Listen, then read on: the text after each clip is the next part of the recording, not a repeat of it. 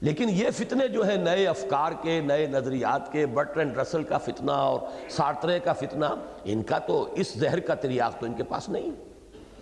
ہاں یہ کہ غلام احمد قادیانی کے زہر کا تریاق ان کے پاس ہے، یا منکرین حدیث کے زہر کا تریاق ان کے پاس ہے، اس طرح کی چیزوں کا تو یہ حفاظت و مدافعت اسلام کا جو ہے وہ حق ادا کر سکتے ہیں۔ لیکن یہ کہ یہ جو نئے فتنے ہیں، نیا فکر ہے، نیا فلسفہ ہے، نئے نظریات ہیں، نئے علوم ہیں، ان کے ضمن میں یہ اس حفاظت و مدافعت سے بھی قاصر ہے۔ تو اب دونوں باتیں میں نے کہیں، اس کو نوٹ کر لیجئے کہ یہ علماء اور ان کی مساعی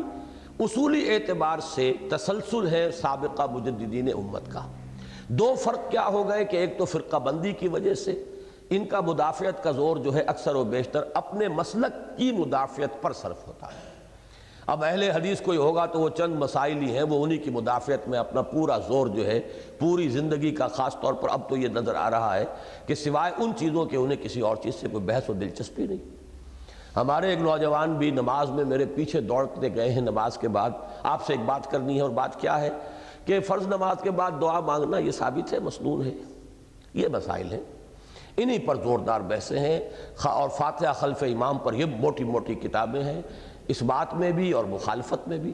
تو یہ ایک تو یہ کہ یہ بہت سی قوتیں ضائع ہو رہی ہیں کہ حفاظت و مدافعت بھی دین کے اصولوں اور بنیادی تعلیمات جو متفق علیہ ہیں ان کی بجائے اپنے اپنے مسلک کے مخصوص مسائل کے اوپر زور صرف ہو رہا ہے۔ دوسرے یہ کہ جو جدید نظریات کا معاملہ ہے، جس کو ہم نے تنظیم اسلامی کی تاسیسی قرارداد اور اس کی توضیحات میں نمایاں کیا ہے،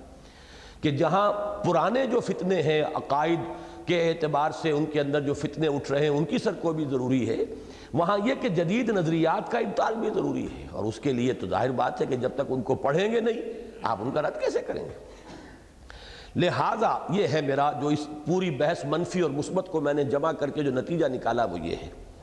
لہٰذا دور حاضر میں علماء دین کی حیثیت دین کے جہاز کو آگے بڑھانے والی قوت فراہم کرنے والے انجن کی تو نہیں ہے، البتہ کم از کم بر صغیر پاک و ہند کی حد تک ایک ایسے بھاری لنگر کی ضرور ہے جو اس کشتی کو غلط رخ پر بڑھنے سے روکنے کی خدمت بہرحال سر انجام دے سکتا ہے، اور فی زمانہ یہ بھی ایک اہم خدمت ہے۔